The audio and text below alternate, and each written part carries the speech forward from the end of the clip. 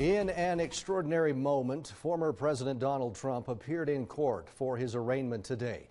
This marks the first time in American history that a former or current U.S. president has faced criminal charges. Donald Trump went before a judge to learn the dozens of counts against him in the previously sealed indictment. The 45th president pleaded not guilty to all 34 felony counts. Here's ABC's M. Wynn. A historic moment as for the first time a former president of the United States turns himself in after being indicted by a Manhattan grand jury. The former president and now a criminal defendant walking the halls of the New York State Supreme Court, escorted by the Secret Service. Arrested, fingerprinted, and processed, appearing before Judge Juan Merchan, whom the former president has repeatedly attacked as a Trump-hating judge. Trump now charged with 34 felony criminal counts stemming from the alleged 2016 hush money payments to adult film star Stormy Daniels. But that wasn't all. Manhattan District Attorney Alvin Bragg laying out in his indictment that Trump's alleged payments to Daniels were part of a pattern. Donald Trump and others made 3 payments to people who claimed to have negative information about Mr. Trump. The participant scheme was illegal.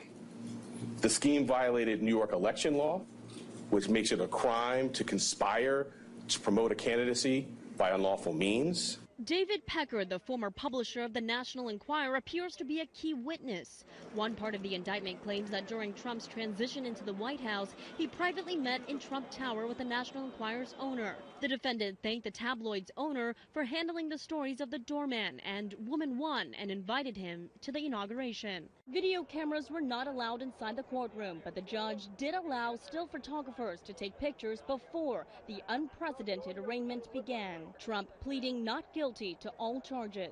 His attorneys firing back after the proceedings were done. Today's unsealing of this indictment shows that the rule of law died in this country, because while everyone is not above the law, no one's below it either. And if this man's name was not Donald J. Trump, there is no scenario we'd all be here today. Trump returning to Florida, where he plans to hold a news conference tonight at his Mar-a-Lago estate.